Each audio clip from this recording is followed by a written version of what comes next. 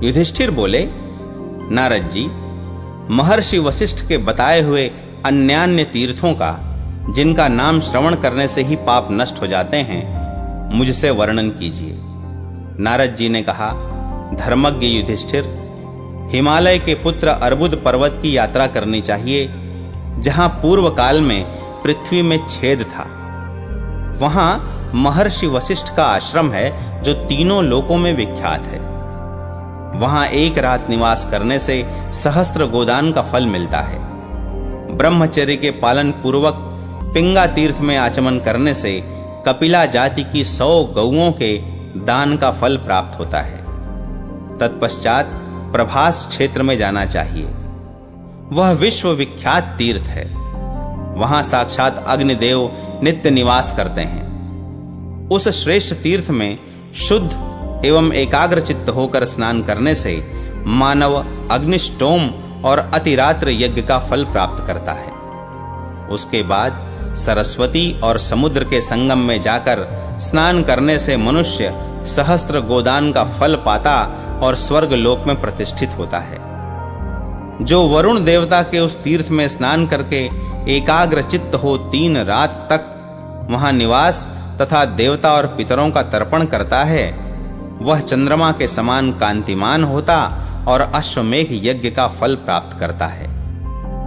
भरत श्रेष्ठ, वहां से वरदान नामक तीर्थ की यात्रा करनी चाहिए। वरदान में स्नान करके मनुष्य सहस्त्र गोदान का फल प्राप्त करता है। तदनंतर नियम पूर्वक रहकर नियमित आहार का सेवन करते हुए द्वारकापुरी में जाना चाहिए।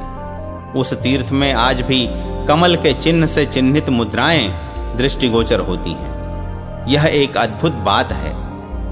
वहां के कमल दलों में त्रिशूल के चिन्ह दिखाई देते हैं।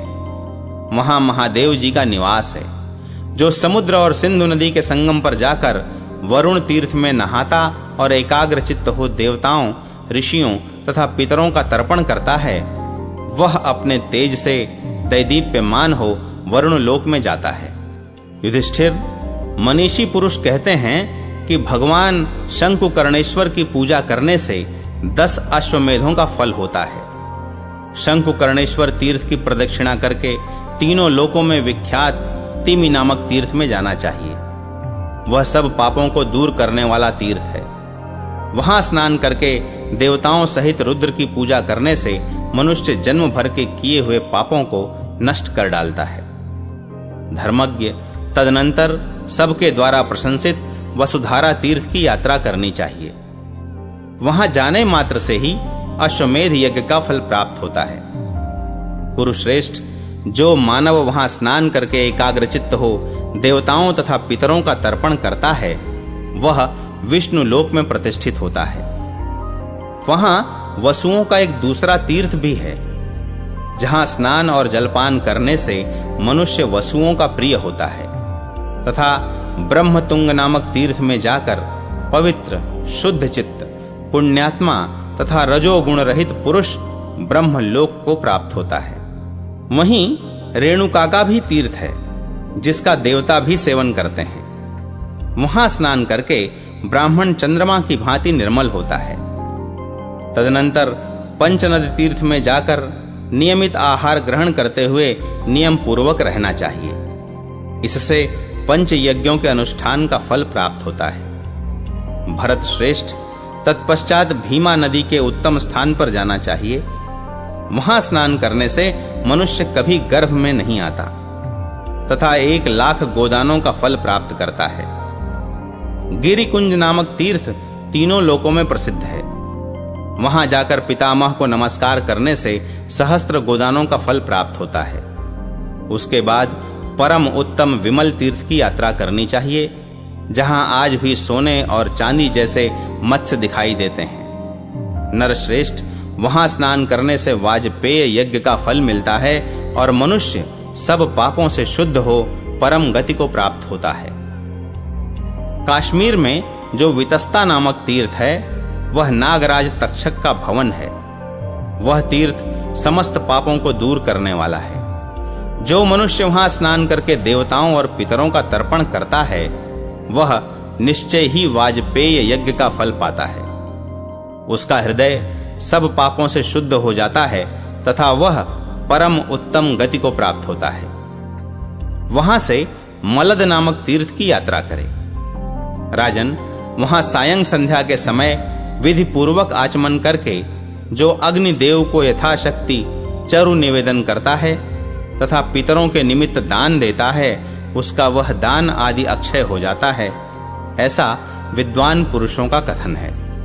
वहां अग्नि को दिया हुआ चरु 1,00,000 गोदान, 1,000 अश्वमेघ यज्ञ तथा 100 राजसूय यज्ञों से भी श्रेष्ठ है। धर्म के ज्ञाता युधिष्ठिर, वहां से दीर्घ सत्र नामक तीर्थ में जाना चाहिए। वहां जाने मात्र से मानव राजसूय और अश्वमेघ यज्ञ का फल प्राप्त करता है। शशयान तीर्थ बहुत ही दुर्लभ है। उस तीर्थ में प्रति वर्ष कार्तिकी पूर्णिमा को लोग सरस्वती नदी में स्नान करते हैं। जो वहां स्नान करता है वह साक्षात शिव की भांति कांतिमान होता है, साथ ही उसे सहस्त्र गोदान का फल मिलता है।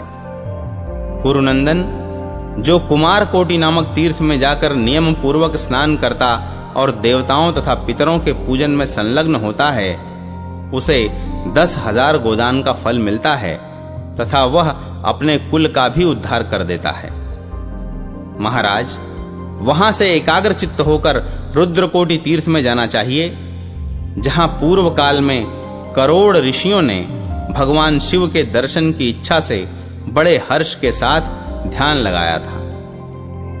वहां स्नान करके पवित्र हुआ मनुष्य अश्वमेध यज्ञ का फल प्राप्त करता है और अपने कुल का भी उद्धार करता है। तदनंतर लोक विख्यात संगम तीर्थ में जाना चाहिए और वहां सरस्वती नदी में परम पुण्यमय भगवान जनार्दन की उपासना करनी चाहिए। उस तीर्थ में स्नान करने से मनुष्य का चित्त सब पापों से शुद्ध हो जाता है और वह शिवलोक को प्राप्त होता है। राजेंद्र, तदनंतर कुरुक्षेत्र की यात्रा करनी चाहिए। उसकी सब लोग स्तुति करते हैं। वहां गए हुए समस्त प्राणी पाप मुक्त हो जाते हैं। धीर पुरुष को उचित है कि वह कुरुक्षेत्र में सरस्वती नदी के तट पर 1 मास तक निवास करे। युधिष्ठिर, जो मन से भी कुरुक्षेत्र का चिंतन करता है उसके सारे पाप नष्ट हो जाते हैं और वह ब्रह्मलोक को जाता है। धर्मज्ञ, वहां से भगवान विष्णु के उत्तम स्थान को, जो सतत नाम से प्रसिद्ध है, जाना चाहिए। वहां भगवान सदा मौजूद रहते हैं। जो उस तीर्थ में नहाकर त्रिभुवन के कारण भगवान विष्णु का दर्शन करता है वह विष्णु लोक में जाता है।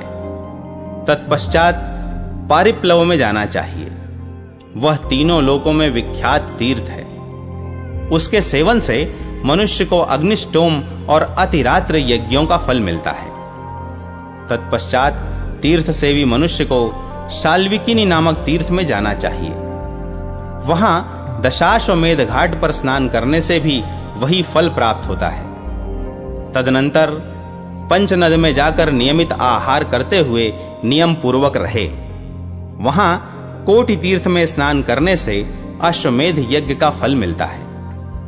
तत्पश्चात परम उत्तम वाराह तीर्थ की यात्रा करे, जहां पूर्व काल में भगवान विष्णु वाराह रूप में विराजमान हुए थे। उस तीर्थ में निवास करने से अग्निष्टोम यज्ञ का फल प्राप्त होता है। तदनंतर जैनी में जाकर सोम तीर्थ में प्रवेश करें। वहां स्नान करके मानव राजसूय यज्ञ का फल प्राप्त करता है। कृत शौच तीर्थ में जाकर उसका सेवन करने वाला पुरुष पुंडरीक यज्ञ का फल पाता है और स्वयं भी पवित्र हो जाता है। पंपा नाम का तीर्थ तीनों लोकों में प्रसिद्ध है। वहां जाकर स्नान करने से मनुष्य अपनी संपूर्ण कामनाओं को प्राप्त कर लेता है। काय शोधन तीर्थ में जाकर स्नान करने वाले के शरीर की शुद्धि होती है, इसमें तनिक भी संदेह नहीं है। तथा जिसका शरीर शुद्ध हो जाता है वह कल्याणमय उत्तम लोकों को प्राप्त होता है। तत्पश्चात लोकोद्धार नामक तीर्थ की यात्रा करनी चाहिए, जहां पूर्व काल में सबकी उत्पत्ति के कारणभूत भगवान विष्णु ने समस्त लोकों का उद्धार किया था। राजन, वहां पहुंचकर उस उत्तम तीर्थ में स्नान करके मनुष्य आत्मीय जनों का उद्धार कर देता है। जो कपिला तीर्थ में जाकर ब्रह्मचर्य का पालन करते हुए एकाग्र चित्त होकर स्नान तथा देवता पितरों का पूजन करता है, वह मानव 1,000 कपिला दान का फल पाता है।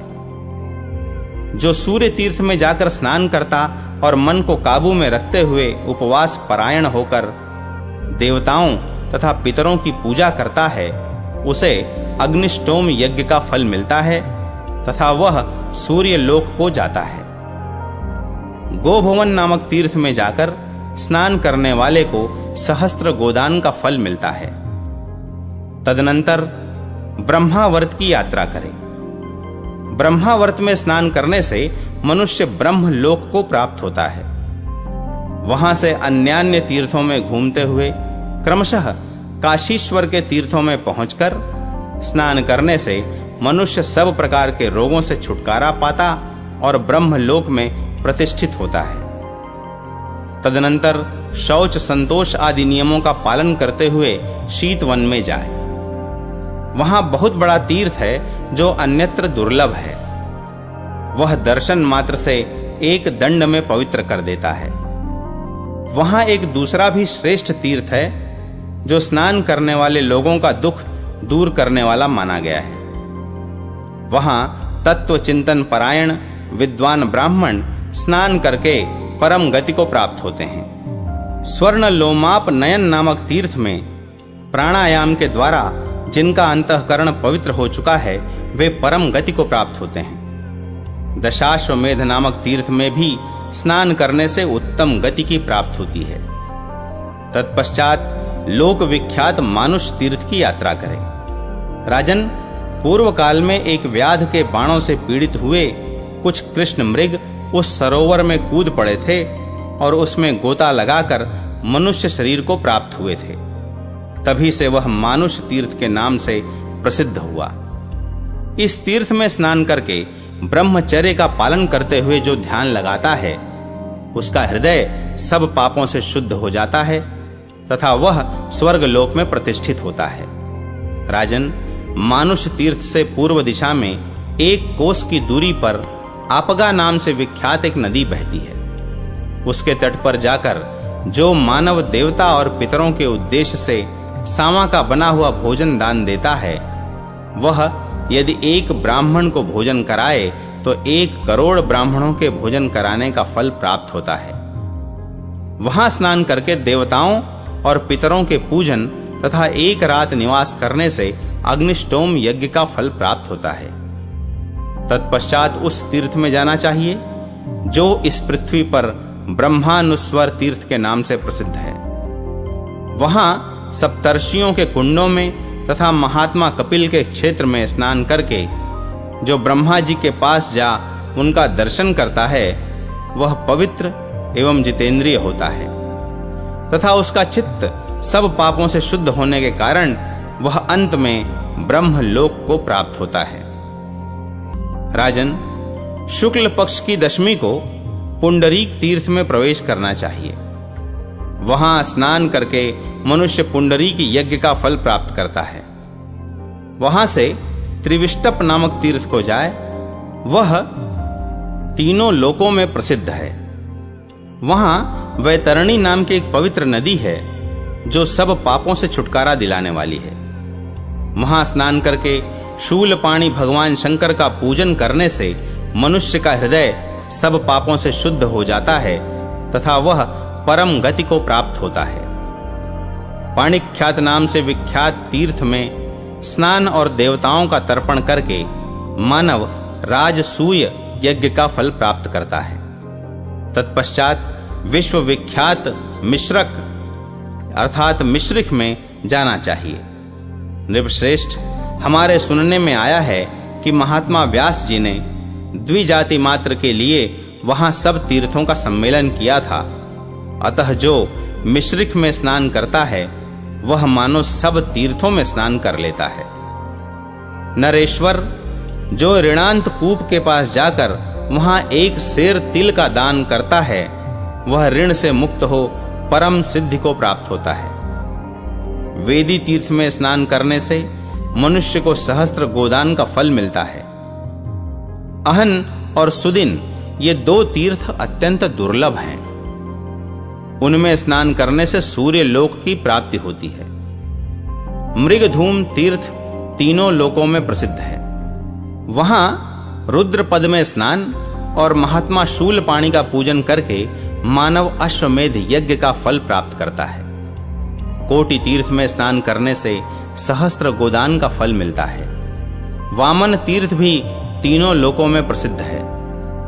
वहां जाकर विष्णु पद में स्नान और भगवान वामन का पूजन करने से तीर्थयात्री का हृदय सब पापों से शुद्ध हो जाता है। कुलमपुन तीर्थ में स्नान करके मनुष्य अपने कुल को पवित्र करता है। शालिहोत्र का एक तीर्थ है जो शालि सूर्य नाम से प्रसिद्ध है। उसमें विधि पूर्वक स्नान करने से मनुष्य को सहस्त्र गोदानों का फल मिलता है। राजन, सरस्वती नदी में एक श्री कुंज नामक तीर्थ है। वहां स्नान करके मनुष्य अग्निष्टोम यज्ञ का फल प्राप्त करता है। तत्पश्चात ब्रह्मा जी के उत्तम स्थान पुष्कर की यात्रा करनी चाहिए। छोटे वर्ण का मनुष्य वहां स्नान करने से ब्राह्मणत्व प्राप्त करता है और ब्राह्मण शुद्ध चित्त होकर परम गति को प्राप्त होता है। कपाल मोचन तीर्थ सब पापों का नाश करने वाला है। वहां स्नान करके मनुष्य सब पापों से मुक्त हो जाता है। वहां से कार्तिकेय के पृथुदक तीर्थ में जाना चाहिए। वह तीनों लोकों में विख्यात है। वहां देवता और पितरों के पूजन में तत्पर होकर स्नान करना चाहिए।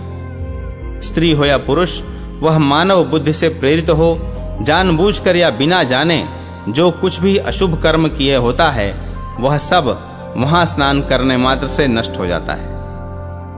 इतना ही नहीं, उसे अश्वमेध यज्ञ के फल तथा स्वर्ग लोक की प्राप्ति होती है।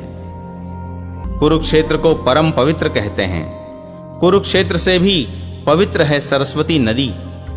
उससे भी पवित्र हैं वहां के तीर्थ और उन तीर्थों से भी पावन है पृथुदक। पृथुदक तीर्थ में जप करने वाले मनुष्य का पुनर्जन्म नहीं होता। राजन, श्री सनत कुमार तथा महात्मा व्यास ने इस तीर्थ की महिमा गाई है। वेद में भी इसे निश्चित रूप से महत्व दिया गया है। अतः पृथुदक तीर्थ में अवश्य जाना चाहिए। पृथुदक तीर्थ से बढ़कर दूसरा कोई परम पावन तीर्थ नहीं है। निस्संदेह यही मेध्य पवित्र और पावन है। वहीं मधुपुर नामक तीर्थ है। वहां स्नान करने से सहस्त्र गोदानों का फल प्राप्त होता है। नरश्रेष्ठ, वहां से सरस्वती और अरुणा के संगम में जो विश्व विख्यात तीर्थ है, जाना चाहिए। वहां 3 रात तक उपवास करके रहने और स्नान करने से ब्रह्म हत्या छूट जाती है। साथ ही तीर्थ सेवी पुरुष को अग्निष्टोम और अतिरात्र यज्ञ का फल मिलता है और वह अपनी 7 पीढ़ियों तक का उद्धार कर देता है। इसमें तनिक भी संदेह नहीं है। वहां से शत सहस्त्र तथा सहस्त्रक इन दोनों तीर्थों में जाना चाहिए। वे दोनों तीर्थ भी वही हैं तथा संपूर्ण लोकों में उनकी प्रसिद्धि है। उन दोनों में स्नान करने से मनुष्य सहस्त्र गोदानों का फल पाता है। वहां जो दान या उपवास किया जाता है, वह सहस्त्र गुना अधिक फल देने वाला होता है। तदनंतर परम उत्तम रेणुका तीर्थ में जाना चाहिए और वहां देवताओं तथा पितरों के पूजन में तत्पर हो स्नान करना चाहिए। ऐसा करने से मनुष्य का हृदय सब पापों से शुद्ध हो जाता है तथा उसे अग्निष्टोम यज्ञ का फल मिलता है। जो क्रोध और इंद्रियों को जीतकर विमोचन तीर्थ में स्नान करता है, वह प्रतिग्रह जनित समस्त पापों से मुक्त हो जाता है। तदनंतर जितेंद्रिय हो ब्रह्मचर्य का पालन करते हुए पंचवट तीर्थ में जाकर मनुष्य को महान पुण्य होता है तथा वह स्वर्ग लोक में प्रतिष्ठित होता है। जहां स्वयं योगेश्वर शिव विराजमान हैं, वहां उन देवेश्वर का पूजन करके मनुष्य वहां की यात्रा करने मात्र से सिद्धि प्राप्त कर लेता है। कुरुक्षेत्र में इंद्रिय निग्रह तथा ब्रह्मचर्य का पालन करते हुए स्नान करने से मनुष्य का हृदय सब पापों से शुद्ध हो जाता है और वह रुद्र लोक को प्राप्त होता है। इसके बाद नियमित आहार का भोजन तथा शौचादि नियमों का पालन करते हुए स्वर्ग द्वार की यात्रा करे। ऐसा करने से मनुष्य अग्निष्टोम यज्ञ का फल पाता है और ब्रह्म लोक को जाता है। महाराज, नारायण तथा पद्मनाभ के क्षेत्रों में जाकर उनका दर्शन करने से तीर्थ सेवी पुरुष शोभायमान रूप धारण करके विष्णु धाम को प्राप्त होता है। समस्त देवताओं के तीर्थों में स्नान करने मात्र से मनुष्य संपूर्ण दुखों से मुक्त होकर श्री शिव की भांति कांतिमान होता है। तत्पश्चात तीर्थ सेवी पुरुष अस्थिपुर में जाए और उस पावन तीर्थ में पहुंचकर देवताओं तथा पितरों का तर्पण करे। इससे उसे अग्निष्टोम यज्ञ का फल मिलता है। भरत श्रेष्ठ, वहीं गंगान्धद नामक कूप है जिसमें 3 करोड़ तीर्थों का निवास है। राजन, उसमें स्नान करने से मनुष्य ब्रह्मलोक को प्राप्त होता है। आपगा में स्नान और महेश्वर का पूजन करके मनुष्य परम गति को पाता है और अपने कुल का भी उद्धार कर देता है। तत्पश्चात तीनों लोकों में विख्यात स्थाणुवट तीर्थ में जाना चाहिए। वहां स्नान करके रात्रि में निवास करने से मनुष्य रुद्रलोक को प्राप्त होता है। जो नियम परायण सत्यवादी पुरुष एक रात्र नामक तीर्थ में जाकर एक रात निवास करता है, वह ब्रह्मलोक में प्रतिष्ठित होता है। राजेंद्र, वहां से उस त्रिभुवन विख्यात तीर्थ में जाना चाहिए जहां तेजो राशि महात्मा आदित्य का आश्रम है। जो मनुष्य उस तीर्थ में स्नान करके भगवान सूर्य का पूजन करता है, वह सूर्य लोक में जाता और अपने कुल का उद्धार कर देता है।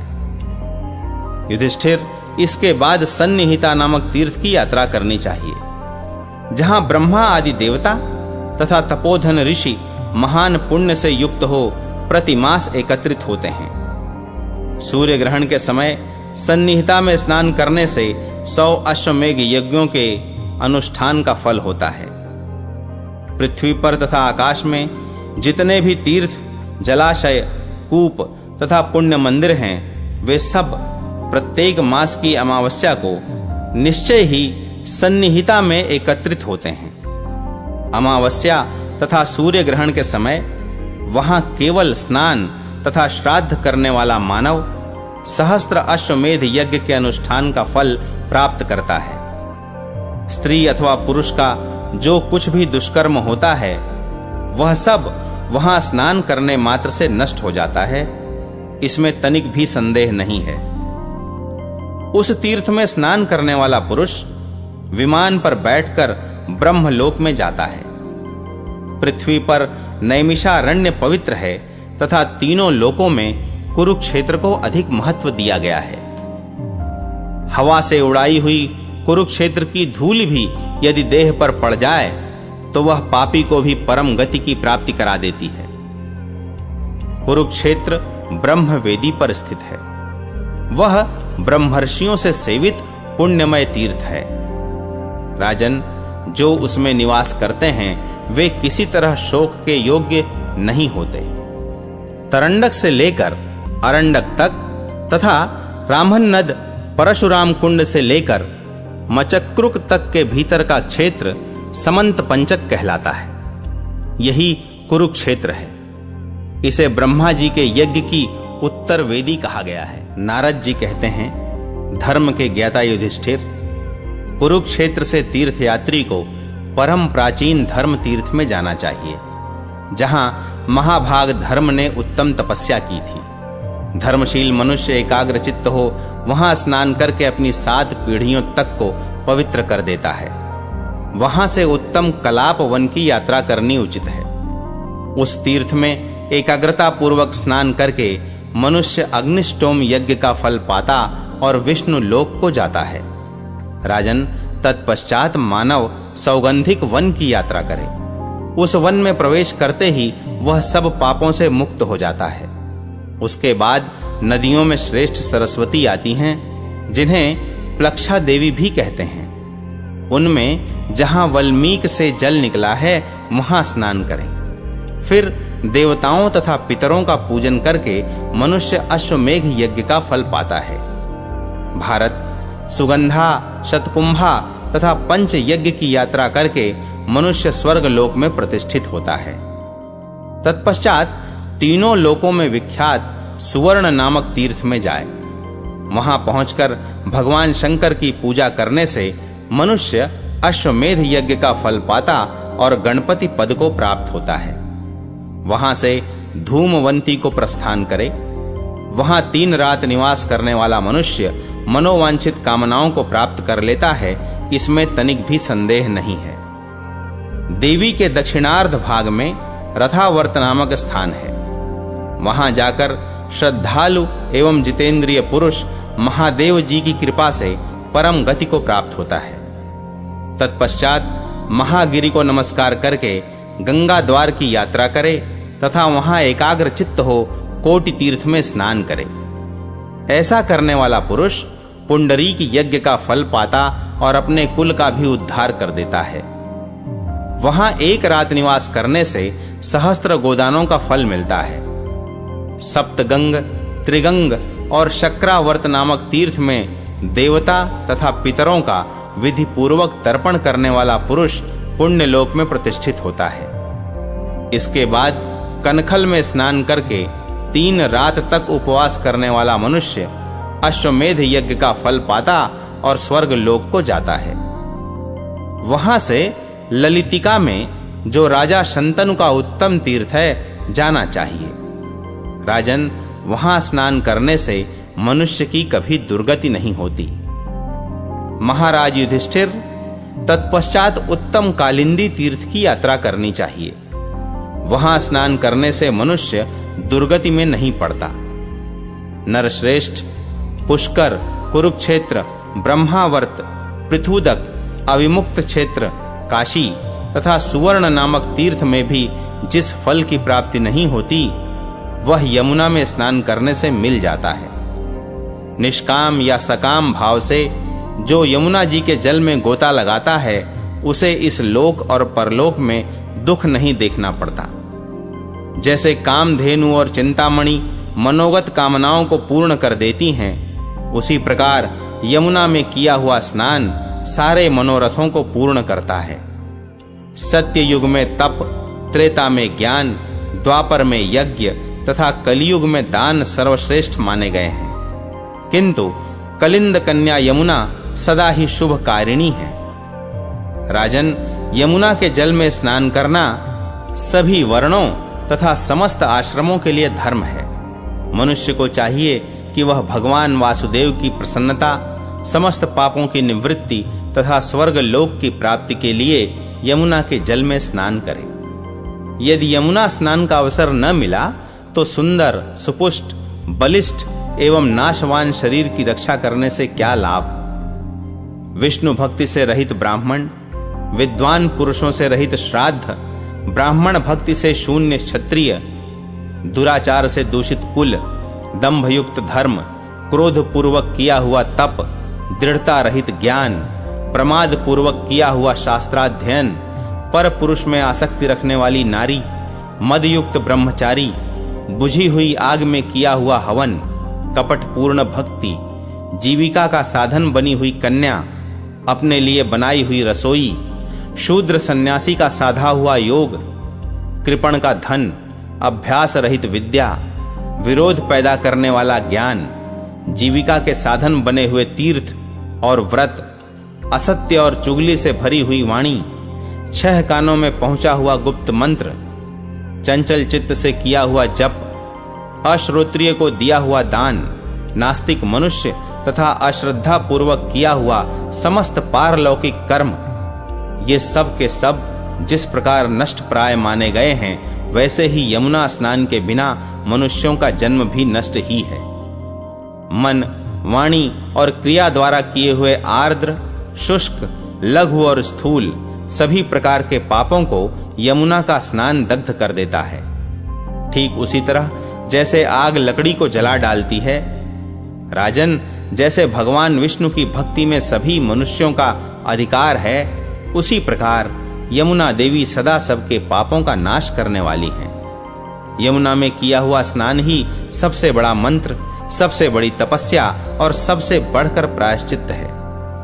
यदि मथुरा की यमुना प्राप्त हो जाए तो वे मोक्ष देने वाली मानी गई हैं। अन्यत्र की यमुना पुण्यमयी तथा महापातकों का नाश करने वाली हैं, किंतु मथुरा में बहने वाली यमुना देवी विष्णु भक्ति प्रदान करती हैं। राजन, इस विषय में मैं तुमसे एक प्राचीन इतिहास का वर्णन करता हूं। पूर्व काल के सत्य युग की बात है। निषध नामक सुंदर नगर में एक वैश्य रहते थे। उनका नाम हेमकुंडल था।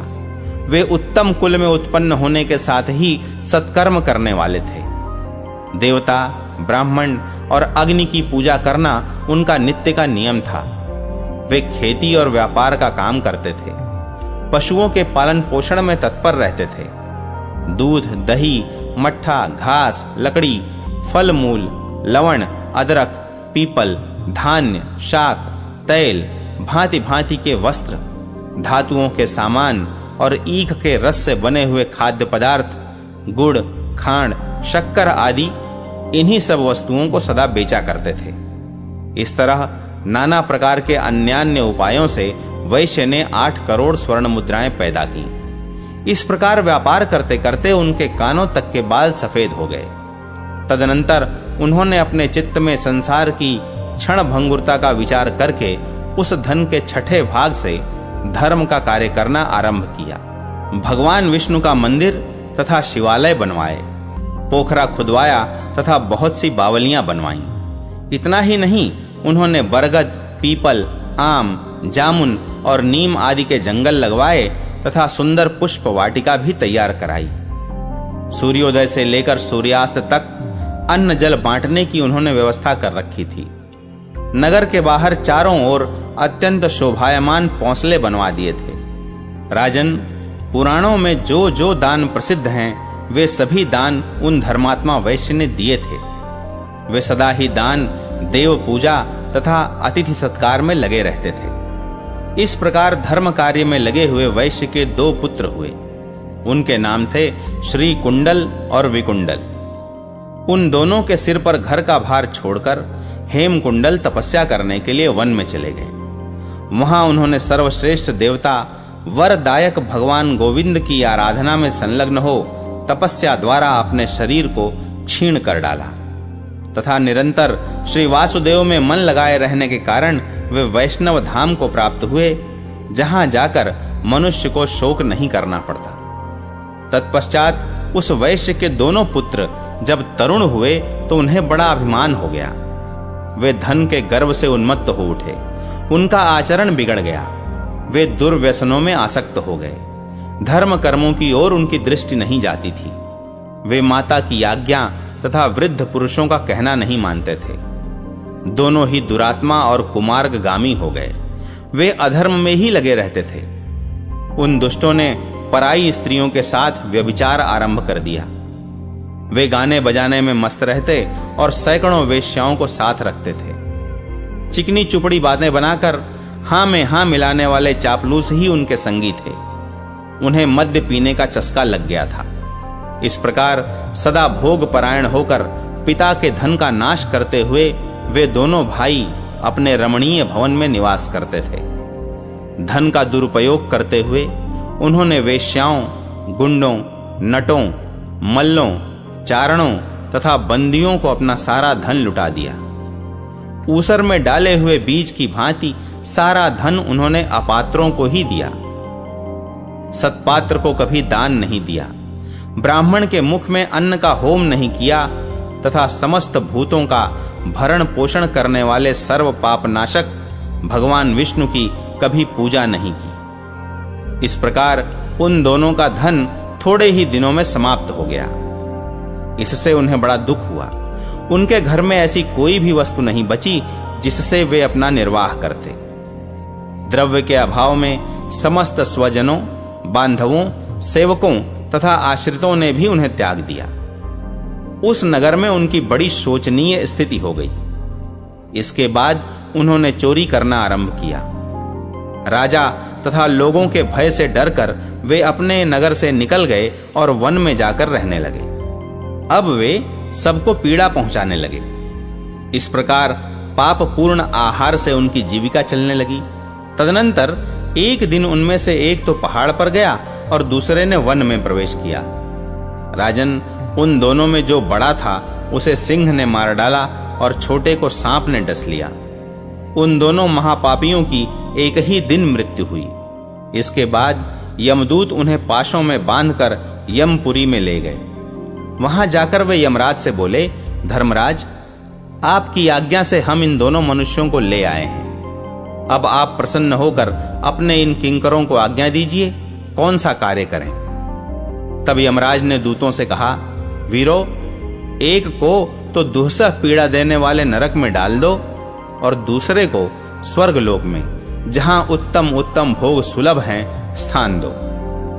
यमराज की आज्ञा सुनकर शीघ्रता पूर्वक काम करने वाले दूतों ने वैश्य के ज्येष्ठ पुत्र को भयंकर रौरव नरक में डाल दिया। इसके बाद उनमें से किसी श्रेष्ठ दूत ने दूसरे पुत्र से मधुर वाणी में कहा, विकुंडल, तुम मेरे साथ आओ, मैं तुम्हें स्वर्ग में स्थान देता हूं। तुम वहां अपने पुण्य कर्म द्वारा उपार्जित दिव्य भोगों का उपभोग करो। यह सुनकर विकुंडल के मन में बड़ा हर्ष हुआ। मार्ग में अत्यंत विस्मित होकर उसने दूत से पूछा, दूत प्रवर, मैं आपसे अपने मन का एक संदेह पूछ रहा हूं। हम दोनों भाइयों का एक ही कुल में जन्म हुआ, हमने कर्म भी एक सा ही किया तथा दुर्मृत्यु भी हमारी एक सी ही हुई। फिर क्या कारण है कि मेरे ही समान कर्म करने वाला मेरा बड़ा भाई नरक में डाला गया और मुझे स्वर्ग की प्राप्ति हुई? आप मेरे इस संशय का निवारण कीजिए। बाल्यकाल से ही मेरा मन पापों में लगा रहा, पुण्य कर्मों में कभी संलग्न नहीं हुआ। यदि आप मेरे किसी पुण्य को जानते हो तो कृपया बतलाइए। देवदूत ने कहा, वैश्यवर, सुनो। हरिमित्र के पुत्र स्वमित्र नामक ब्राह्मण वन में रहते थे। वे वेदों के पारगामी विद्वान थे। यमुना के दक्षिण किनारे उनका पवित्र आश्रम था। उस वन में रहते समय ब्राह्मण देवता के साथ तुम्हारी मित्रता हो गई थी। उन्हीं के संग से तुमने कालिंदी के पवित्र जल में, जो सब पापों को हरने वाला और श्रेष्ठ है, 2 बार माघ स्नान किया है। एक माघ स्नान के पुण्य से तुम सब पापों से मुक्त हो गए और दूसरे के पुण्य से तुम्हें स्वर्ग की प्राप्ति हुई। इसी पुण्य के प्रभाव से तुम सदा स्वर्ग में रहकर आनंद का अनुभव करो। तुम्हारा भाई नरक में बड़ी भारी यातना भोगेगा। असिपत्र वन के पत्तों से उसके सारे अंग छिद जाएंगे। मुगदरों की मार से उसकी धज्जियां उड़ जाएंगी। शिला की चट्टानों पर पटक कर उसे चूर चूर कर दिया जाएगा तथा वह दहकते हुए अंगारों में भूना जाएगा। दूत की यह बात सुनकर विकुंडल को भाई के दुख से बड़ा दुख हुआ। उसके सारे शरीर के रोंगटे खड़े हो गए। वह दीन और विनीत होकर बोला, साधो, सत्पुरुषों में 7 पग साथ चलने मात्र से मैत्री हो जाती है तथा वह उत्तम फल देने वाली होती है। अतः आप मित्र भाव का विचार करके मेरा उपकार करें। मैं आपसे उपदेश सुनना चाहता हूं। मेरी समझ में आप सर्वज्ञ हैं, अतः कृपा करके बताइए, मनुष्य किस कर्म के अनुष्ठान से यमलोक का दर्शन नहीं करते तथा कौन सा कर्म करने से वे नरक में जाते हैं? देवदूत ने कहा, जो मन, वाणी और क्रिया द्वारा कभी किसी भी अवस्था में दूसरों को पीड़ा नहीं देते, वे यमराज के लोक में नहीं जाते। अहिंसा परम धर्म है। अहिंसा ही श्रेष्ठ तपस्या है तथा अहिंसा को ही मुनियों ने सदा श्रेष्ठ दान बताया है। जो मनुष्य दयालु हैं, वे मच्छर, सांप, डास, खटमल तथा मनुष्य सबको अपने ही समान देखते हैं। जो अपनी जीविका के लिए जलचर और थलचर जीवों की हत्या करते हैं, वे कालसूत्र नामक नरक में पड़कर दुर्गति भोगते हैं। वहां उन्हें कुत्ते का मांस खाना तथा पीप और रक्त पीना पड़ता है। वे चर्बी की कीच में डूबकर अधोमुखी कीड़ों के द्वारा डसे जाते हैं। अंधेरे में पड़कर वे एक दूसरे को खाते और परस्पर आघात करते हैं। इस अवस्था में भयंकर चीत्कार करते हुए वे एक कल्प तक वहां निवास करते हैं।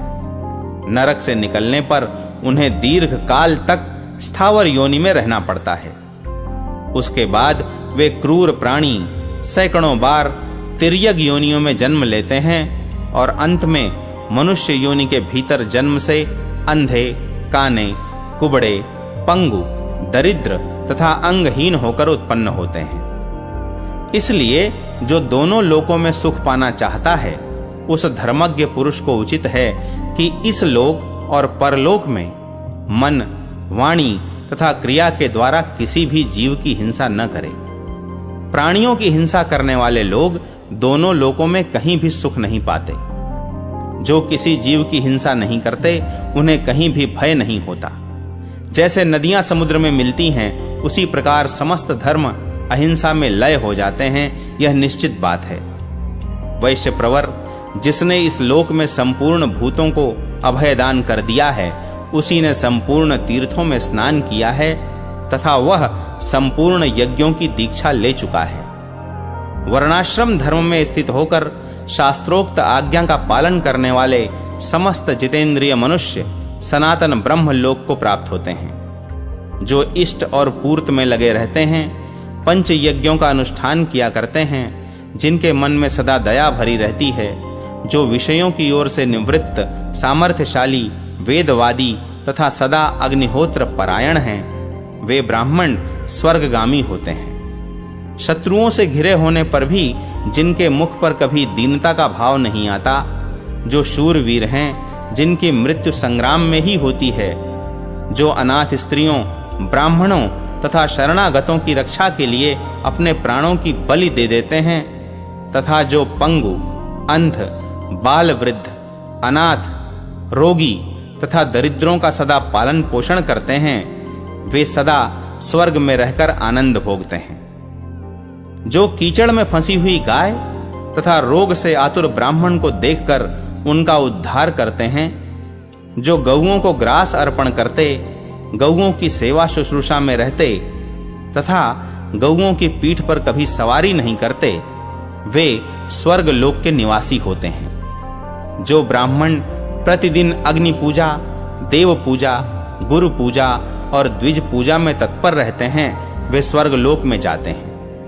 बावली, कुआं और पोखरे बनवाने आदि के पुण्य का कभी अंत नहीं होता, क्योंकि वहां जलचर और थलचर जीव सदा अपनी इच्छा के अनुसार जल पीते रहते हैं। देवता भी बावली आदि बनवाने वाले को नित्य दान परायण कहते हैं। वैश्यवर, प्राणी जैसे जैसे बावली आदि का जल पीते हैं, वैसे ही वैसे धर्म की वृद्धि होने से उसके बनवाने वाले मनुष्य के लिए स्वर्ग का निवास अक्षय होता जाता है। जल प्राणियों का जीवन है। जल के ही आधार पर प्राण टिके हुए हैं।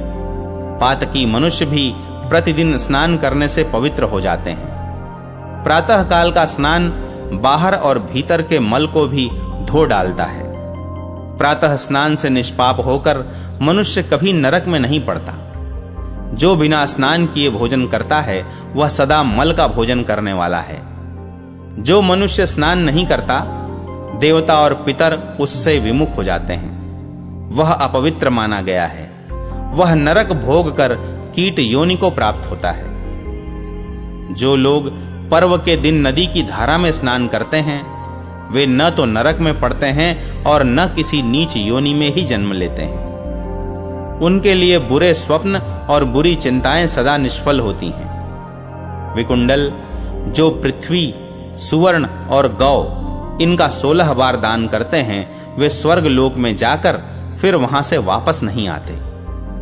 विद्वान पुरुष पुण्य तिथियों में, व्यतिपात योग में तथा संक्रांति के समय स्नान करके यदि थोड़ा सा भी दान करे तो कभी दुर्गति में नहीं पड़ता। जो मनुष्य सत्यवादी, सदा मौन धारण करने वाले, प्रिय वक्ता, क्रोधहीन, सदाचारी, अधिक बकवाद न करने वाले, दूसरों के दोष न देखने वाले, सदा सब प्राणियों पर दया करने वाले, दूसरों की गुप्त बातों को प्रकट न करने वाले तथा दूसरों के गुणों का बखान करने वाले हैं, जो दूसरे के धन को तिनके के समान समझकर मन से भी उसे लेना नहीं चाहते, ऐसे लोगों को नरक यातना का अनुभव नहीं करना पड़ता। जो दूसरों पर कलंक लगाने वाला, पाखंडी, महापापी और कठोर वचन बोलने वाला है, वह प्रलय काल तक नरक में पकाया जाता है। कृतघ्न पुरुष का तीर्थों के सेवन तथा तपस्या से भी उद्धार नहीं होता। उसे नरक में दीर्घ काल तक भयंकर यातना सहन करनी पड़ती है। जो मनुष्य जितेंद्रिय तथा मिताहारी होकर पृथ्वी के समस्त तीर्थों में स्नान करता है, वह यमराज के घर नहीं जाता। तीर्थ में कभी पातक न करे, तीर्थ को कभी जीविका का साधन न बनाए, तीर्थ में दान न ले तथा वहां धर्म को बेचे नहीं। तीर्थ में किए हुए पातक का क्षय होना कठिन है, तीर्थ में लिए हुए दान का पचाना मुश्किल है। जो एक बार भी गंगा जी के जल में स्नान करके गंगा जल से पवित्र हो चुका है, उसने चाहे राशि राशि पाप किए हों, फिर भी वह नरक में नहीं पड़ता। हमारे सुनने में आया है कि व्रत, दान, तप, यज्ञ तथा पवित्रता के अन्यान्य साधन गंगा की एक बूंद से अभिषिक्त हुए पुरुष की समानता नहीं कर सकते। जो धर्म द्रव, धर्म का ही द्रवीभूत स्वरूप है, जल का आदि कारण है, भगवान विष्णु के चरणों से प्रकट हुआ है तथा जिसे भगवान शंकर ने अपने मस्तक पर धारण कर रखा है, वह गंगा जी का निर्मल जल प्रकृति से परे निर्गुण ब्रह्म ही है। इसमें तनिक भी संदेह नहीं है। अतः ब्रह्मांड के भीतर ऐसी कौन सी वस्तु है जो गंगा जल की समानता कर सके। जो 100 योजन दूर से भी गंगा गंगा कहता है, वह मनुष्य नरक में नहीं पड़ता। फिर गंगा जी के समान कौन हो सकता है। नरक देने वाला पाप कर्म दूसरे किसी उपाय से तत्काल दग्ध नहीं हो सकता। इसलिए मनुष्यों को प्रयत्न पूर्वक गंगा जी के जल में स्नान करना चाहिए। जो ब्राह्मण दान लेने में समर्थ होकर भी उससे अलग रहता है, वह आकाश में तारा बनकर चिरकाल तक प्रकाशित होता रहता है। जो कीचड़ से गौ का उद्धार करते हैं, रोगियों की रक्षा करते हैं तथा गौशाला में जिनकी मृत्यु होती है, उन्हीं लोगों के लिए आकाश में स्थित तारामय लोक है। सदा प्राणायाम करने वाले द्विज यमलोक का दर्शन नहीं करते। वे पापी हों तो भी प्राणायाम से ही उनका पाप नष्ट हो जाता है। वैश्यवर, यदि प्रतिदिन 16 प्राणायाम किए जाएं, तो वे साक्षात ब्रह्मघाती को भी पवित्र कर देते हैं। जिन जिन तपों का अनुष्ठान किया जाता है, जो जो व्रत और नियम कहे गए हैं, वे तथा 1,000 गोदान, ये सब एक साथ हों तो भी प्राणायाम अकेला ही इनकी समानता कर सकता है। जो मनुष्य 100 से अधिक वर्षों तक प्रति मास कुश के अग्रभाग से 1 बूंद पानी पीकर रहता है, उसकी कठोर तपस्या के बराबर केवल प्राणायाम ही है। प्राणायाम के बल से मनुष्य अपने सारे पातकों को क्षण भर में भस्म कर देता है। जो नरश्रेष्ठ पराई स्त्रियों को माता के समान समझते हैं, वे कभी यम यातना में नहीं पड़ते। जो पुरुष मन से भी पराई स्त्रियों का सेवन नहीं करता, उसने इस लोक और परलोक के साथ समूची पृथ्वी को धारण कर रखा है। इसलिए पर स्त्री सेवन का परित्याग करना चाहिए। पराई स्त्रियां 21 पीढ़ियों को नरकों में ले जाती हैं। जो क्रोध का कारण उपस्थित होने पर भी कभी क्रोध के वशीभूत नहीं होता, उस अक्रोधी पुरुष को इस पृथ्वी पर स्वर्ग का विजेता समझना चाहिए। जो पुत्र माता पिता की देवता के समान आराधना करता है, वह कभी यमराज के घर नहीं जाता। स्त्रियां अपने शील सदाचार की रक्षा करने से इस लोक में धन्य मानी जाती हैं। शील भंग होने पर स्त्रियों को अत्यंत भयंकर यमलोक की प्राप्ति होती है। अतः स्त्रियों को दुष्टों के संग का परित्याग करके सदा अपने शील की रक्षा करनी चाहिए। वैश्यवर, शील से नारियों को उत्तम स्वर्ग की प्राप्ति होती है, इसमें तनिक भी संदेह नहीं है। जो शास्त्र का विचार करते हैं, वेदों के अभ्यास में लगे रहते हैं, पुराण संहिता को सुनाते तथा पढ़ते हैं, स्मृतियों की व्याख्या और धर्मों का उपदेश करते हैं तथा वेदांत में जिनकी निष्ठा है, उन्होंने इस पृथ्वी को धारण कर रखा है। उपर्युक्त विषयों के अभ्यास की महिमा से उन सब के पाप नष्ट हो जाते हैं तथा वे ब्रह्मलोक को जाते हैं, जहां मोह का नाम भी नहीं है। जो अनजान मनुष्य को वेद शास्त्र का ज्ञान प्रदान करता है, उसकी वेद भी प्रशंसा करते हैं, क्योंकि वह भव बंधन को नष्ट करने वाला है। वैष्णव पुरुष यम, यमलोक तथा वहां के भयंकर प्राणियों का कदापि दर्शन नहीं करते। यह बात मैंने बिल्कुल सच सच बताई है। यमुना के भाई यमराज हम लोगों से सदा ही और बारंबार कहा करते हैं कि तुम लोग वैष्णवों को छोड़ देना, ये मेरे अधिकार में नहीं है। जो प्राणी प्रसंगवश एक बार भी भगवान केशव का स्मरण कर लेते हैं, उनकी समस्त पाप राशि नष्ट हो जाती है तथा वे श्री विष्णु के परम पद को प्राप्त होते हैं। दुराचारी, पापी अथवा सदाचारी कैसा भी क्यों न हो, जो मनुष्य भगवान विष्णु का भजन करता है, उसे तुम लोग सदा दूर से ही त्याग देना। जिनके घर में वैष्णव भोजन करता हो, जिन्हें वैष्णवों का संग प्राप्त हो, वे भी तुम्हारे लिए त्याग देने योग्य हैं, क्योंकि वैष्णवों के संग से उनके पाप नष्ट हो गए हैं। पापिष्ठ मनुष्यों को नरक समुद्र से पार जाने के लिए भगवान विष्णु की भक्ति के सिवा दूसरा कोई उपाय नहीं है।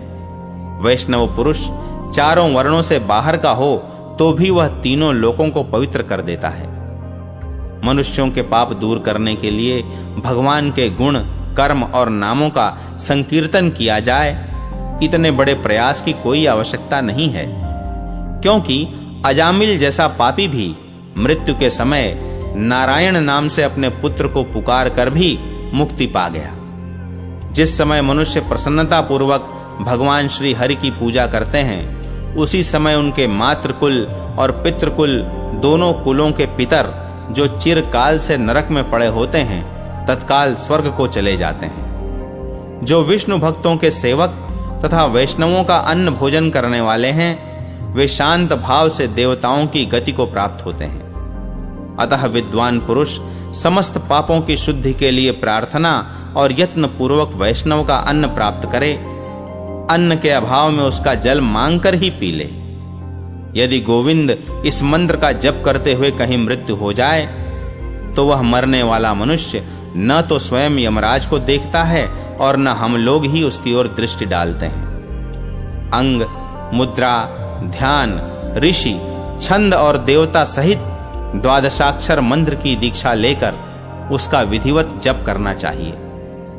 जो श्रेष्ठ मानव ओम नमो नारायणाय इस अष्टाक्षर मंत्र का जप करते हैं, उनका दर्शन करके ब्राह्मण घाती भी शुद्ध हो जाता है तथा वे स्वयं भी भगवान विष्णु की भांति तेजस्वी प्रतीत होते हैं। जो मनुष्य हृदय, सूर्य, जल, प्रतिमा अथवा वेदी में भगवान विष्णु की पूजा करते हैं, वे वैष्णव धाम को प्राप्त होते हैं। अथवा मुमुक्ष पुरुषों को चाहिए कि वे शालग्राम शिला के चक्र में सर्वदा वासुदेव भगवान का पूजन करें।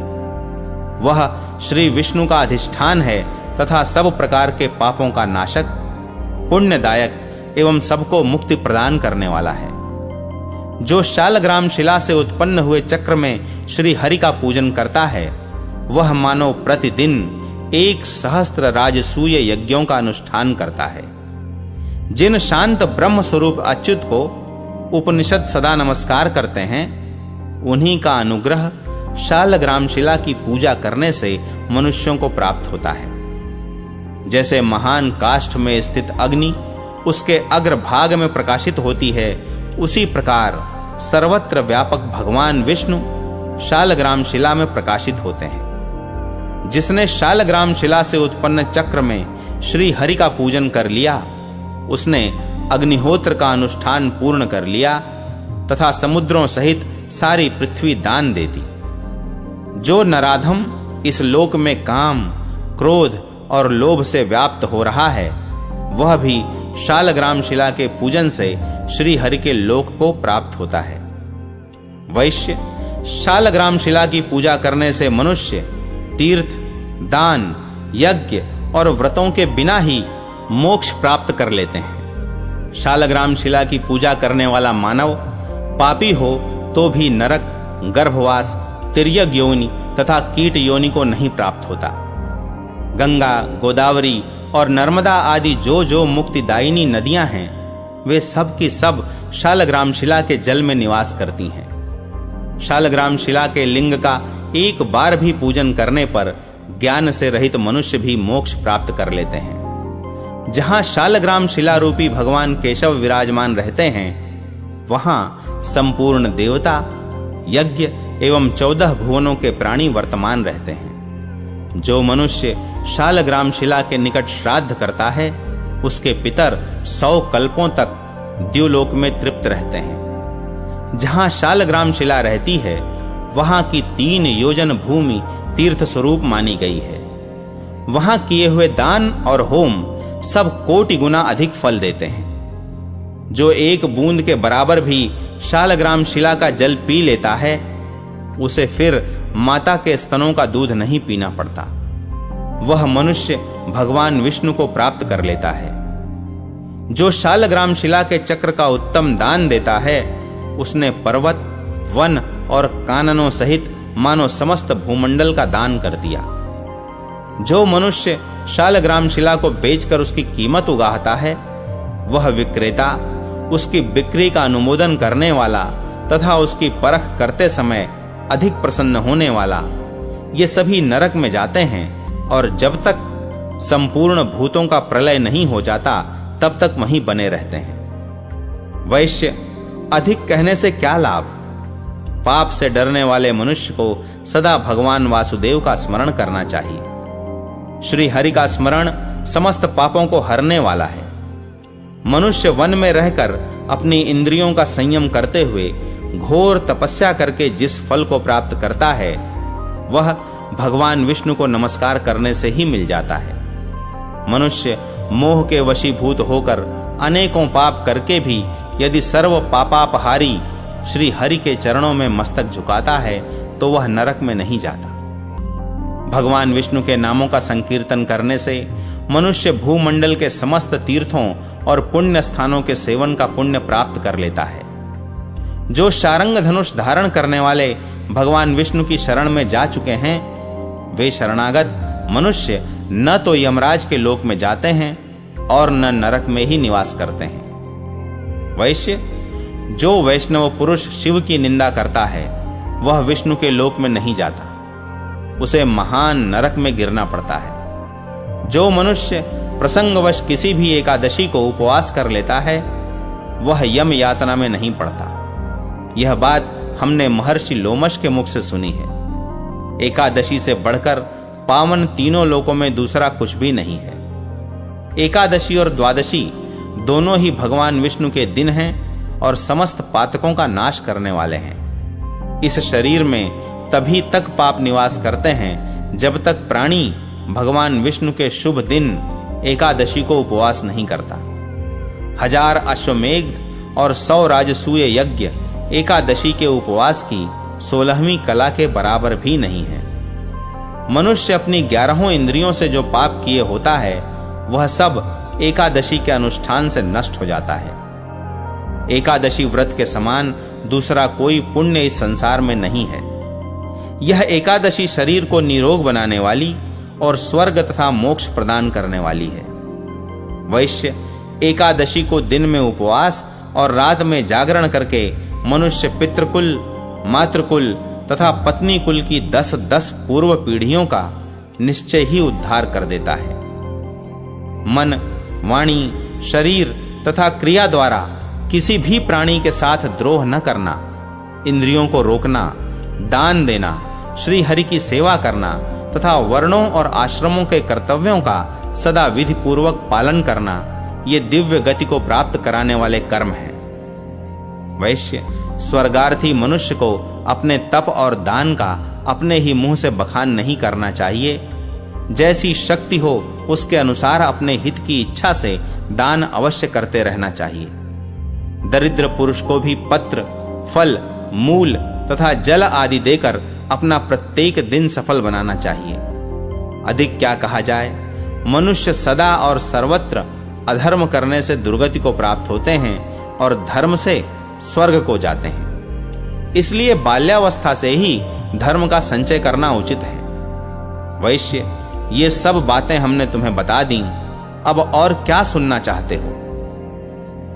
वैश्य बोला, सौम्य, आपकी बात सुनकर मेरा चित्त प्रसन्न हो गया। गंगा जी का जल और सत्पुरुषों का वचन ये शीघ्र ही पाप नष्ट करने वाले हैं। दूसरों का उपकार करना और प्रिय वचन बोलना यह साधु पुरुषों का स्वाभाविक गुण है। अतः देवदूत, आप कृपा करके मुझे यह बताइए कि मेरे भाई का नरक से तत्काल उद्धार कैसे हो सकता है? देवदूत ने कहा, वैश्य, तुमने पूर्ववर्ती 8वें जन्म में जिस पुण्य का संचय किया है वह सब अपने भाई को दे डालो।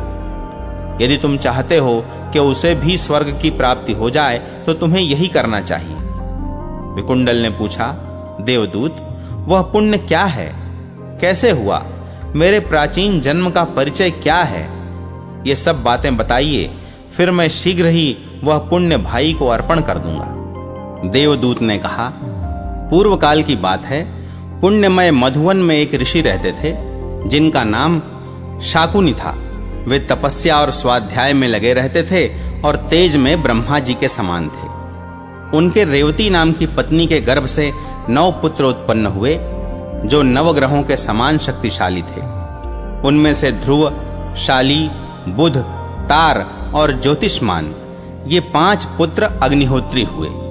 उनका मन गृहस्थ धर्म के अनुष्ठान में लगता था। शेष 4 ब्राह्मण कुमार जो निर्मोह, जितकाम, ध्यान काष्ठ और गुपाधिक के नाम से प्रसिद्ध थे, घर की ओर से विरक्त हो गए। वे सब संपूर्ण भोगों से निष्प्रिय हो चतुर्थ आश्रम संन्यास में प्रविष्ट हुए। वे सब के सब आसक्ति और परिग्रह से शून्य थे। उनमें आकांक्षा और आरंभ का अभाव था। वे मिट्टी के ढेले, पत्थर और सुवर्ण में समान भाव रखते थे।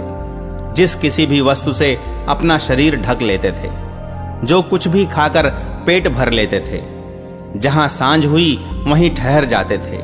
वे नित्य भगवान का ध्यान किया करते थे। उन्होंने निद्रा और आहार को जीत लिया था। वे बात और शीत का कष्ट सहन करने में पूर्ण समर्थ थे तथा समस्त चराचर जगत को विष्णु रूप देखते हुए लीला पूर्वक पृथ्वी पर विचरते रहते थे। उन्होंने परस्पर मौन व्रत धारण कर लिया था।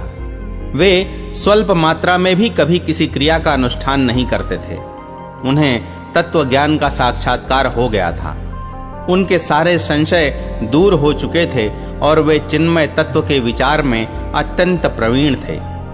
वैश्य, उन दिनों तुम अपने पूर्ववर्ती 8वें जन्म में एक गृहस्थ ब्राह्मण के रूप में थे। तुम्हारा निवास मध्य प्रदेश में था। एक दिन उपर्युक्त 4 ब्राह्मण सन्यासी किसी प्रकार घूमते घामते मध्याह्न के समय तुम्हारे घर पर आए। उस समय उन्हें भूख और प्यास सता रही थी। बलि वैश्वदेव के पश्चात तुमने उन्हें अपने घर के आंगन में उपस्थित देखा। उन पर दृष्टि पड़ते ही तुम्हारे नेत्रों में आनंद के आंसू छलक आए। तुम्हारी वाणी गदगद हो गई। तुमने बड़े वेग से दौड़कर उनके चरणों में साष्टांग प्रणाम किया। फिर बड़े आदर भाव के साथ दोनों हाथ जोड़कर मधुर वाणी से उन सब का अभिनंदन करते हुए कहा, महानुभाव, आज मेरा जन्म और जीवन सफल हो गया। आज मुझ पर भगवान विष्णु प्रसन्न हैं। मैं सनाथ और पवित्र हो गया।